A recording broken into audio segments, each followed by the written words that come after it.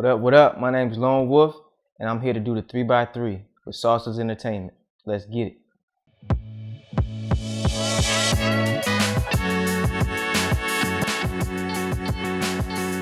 So my first song is J. Cole, Rich Niggas. So when I first heard Rich Niggas, that was the first album my mom actually let me buy, because my mom was really not into secular music. She was only a Christian gospel household. So moving forward, I begged her for this album because I used to love listening to J. Cole. His first mixtape I ever heard, Friday Night Lights, I fell in love with it. His flow, his delivery, him talking about the struggles of the hood, because I was in the hood at the time, and it really inspired me to see somebody talking about other topics outside of killing. And so when I bought the album, I heard Rich Niggas, and I literally was like almost in tears, because he was talking about, I hate rich niggas, god damn it. And when I heard that first line, it was like, damn, like I felt that shit, because in America, man, when you are minority or you in poverty or impoverished or lower income, you could feel the undertones of somebody that really underappreciates you, and you look at them and you kind of envy them, you know what I'm saying? And then he talks about how people acquire this money through fame or through, lineage, and, come from, there is no lineage of money, you know what I'm saying? And he was just talking about his frustrations of growing up and having to deal with that pressure. Bon Iver, Blindsided. This is a song that is dear to me because back in 2016, when I was dealing with panic disorder, when it really hit me crazy, I'm talking about panic attacks every day, and I was listening to rap music, I was still drinking and indulging in activities trying to escape from it. And honestly, I said I need something different. So I started listening to folk music, and Bon Iver was the first band that popped up that was popular at that time.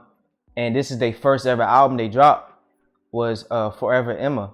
And Blindsided was one of those songs from that album that really calmed me down and really took me to a place of presence, you know what I'm saying? And really got me to really appreciate life.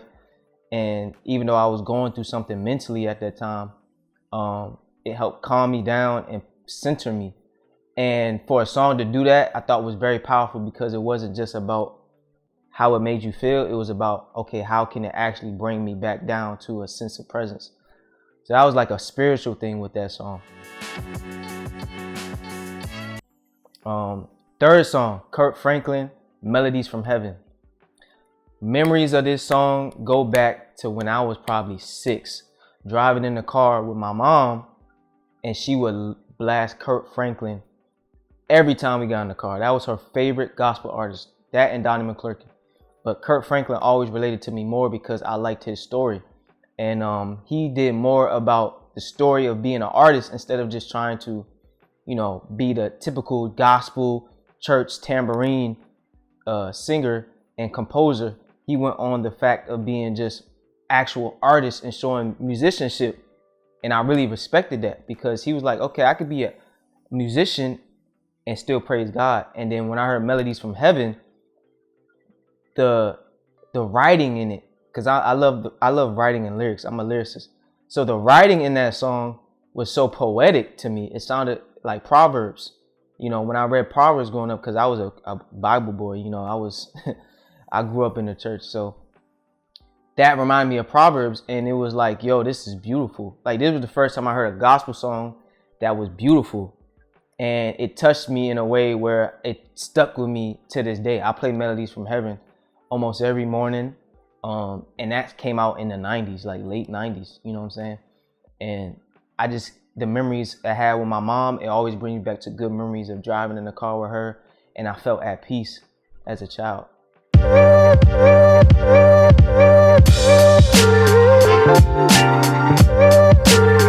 First, Manchester by the Sea.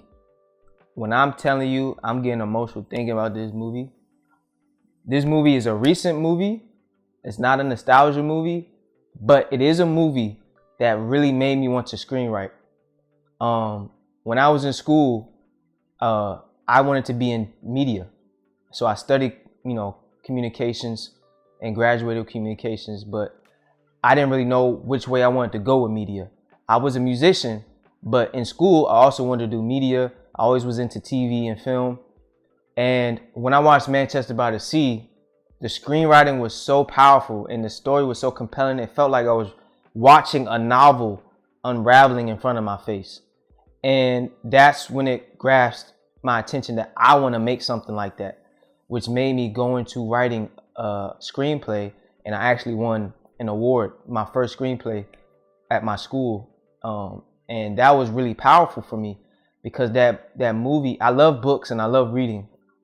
So that movie was the first time that I've seen a movie, because I watched tons of movies. And that was the first time I seen a movie where it can really bring the novelist impact out of it and bring you into a place of being compelled into the story. Like, I got drawn into the story, and it related to me because Ben Affleck's brother, who played the main character, I don't want to disrespect his name. I forgot his name right now. I think his name's Casey Affleck. But his story was so powerful, how he acted in it, because it felt so humane. Because we deal with so much, and we look at these people on screen as something bigger than life sometimes. But that movie just felt like it was down to earth, and it felt like it was humane, and he was dealing with crazy stuff in his life. And the amount of times he bounced back from it and still tried to take care of his nephew after he lost his brother, while he was going through his own troubles, showed how humane he was, even through his depression. And I just love that story to this day. It's my favorite movie. I play it sometimes just in the back. Second, Martin. Growing up, I didn't have TV. I had TV, sorry. I didn't have cable. So I didn't have cable growing up.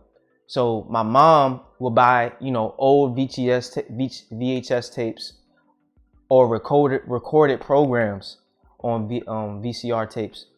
And Martin was one of our first tapes that we had, that we bought, after the show canceled, like 10 years after. And I watched Martin literally every night. I went to sleep watching Martin. I woke up watching Martin. And that was the only thing I really had close to, cable television, where it felt like a show. And it was black people on TV that felt like my family.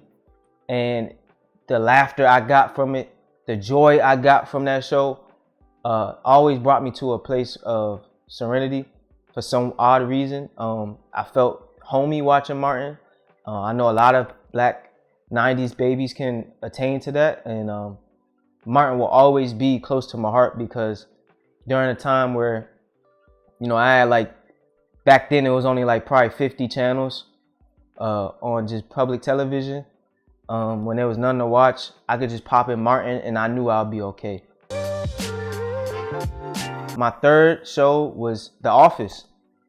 When I finally got, cable and streaming started coming, I got to see The Office. And it would come on regular TV sometimes, I think, but it was here or there, so I didn't really pay attention to it. But once cable came in to play, when I moved, I got to see it for real. And I said the satire of this show is top tier. There's nothing beating it. And I like dry comedy.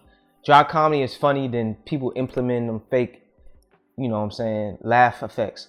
And Steve Carell is a genius to me, every time I watched The Office, it did something where it felt like I was there, or I could go into an office and be in an environment that's completely normal to society. And there's nothing wacky about it where it feels like it's not capable of happening. It felt like it was capable of happening, and that's why it felt funnier to me. Also, The Office came in a time where I was streaming it from my phone, and that was during that same time where I was dealing with panic disorder and panic attacks every day. And while I was going to college, I would play it before going into my class because I would be so anxious about having a panic attack in class. I would play it on my phone before going to class, and that would help ease my anxiety. So The Office got me through some years of college where I was sustainable enough to go into class and excel. So I really, owe a lot to that show for real. And that's it. I'm Lone Wolf here with Sauceless Entertainment. That was my segment. Go catch my latest single that's out right now, Recovery Room. And February 14th, I'm dropping a new single called Jolie Sympathy. So make sure y'all go stream that everywhere. Apple Music, Spotify. Y'all can catch it anywhere y'all want. Peace.